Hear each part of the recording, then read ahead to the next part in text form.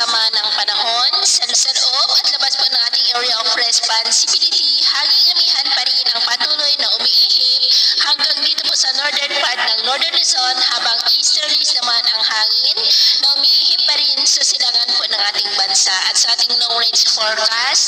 ay consistent pa rin naman po na walang bagyo na namamataan na tatawid po dito sa ating kalupaan hanggang po sa susunod na 2 linggo. At sa lagay po ng ating panahon ngayong hapon, dahil po sa amihan ay cloudy skies with isolated rain sa ilang bahagi ng Batanes, Babuyan Islands, Cagayan, Apayao at ilang bahagi ng Isabela. At dahil naman po sa mga localized thunderstorm ay cloudy skies with isolated rain sa ilang bahagi ng Quezon, Calapan, Palawan, Camarines Sur,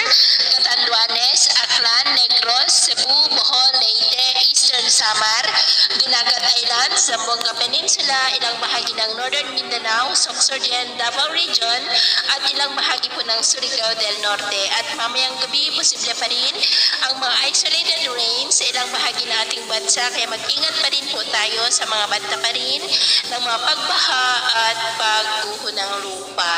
Sa atin naman po mga baybayin, dahil po sa amihan ay huwag na muna tayong papalaot sa seaboard ng Batanes, Babuyan Islands, seaboard po ng Cagayan, Ilocos Norte, Ilocos Sur, La Union, Pangasinan at kanlurang baybay ng Central Luzon, dahil ang mga alon po dyan ay posibleng aabot hanggang sa 3 to 5 meters height. Kaya hanggat maaari ay iwasan na po muna natin ang papalaot dyan sa mga may kulay pula para mas makaiwas sa mga sakuna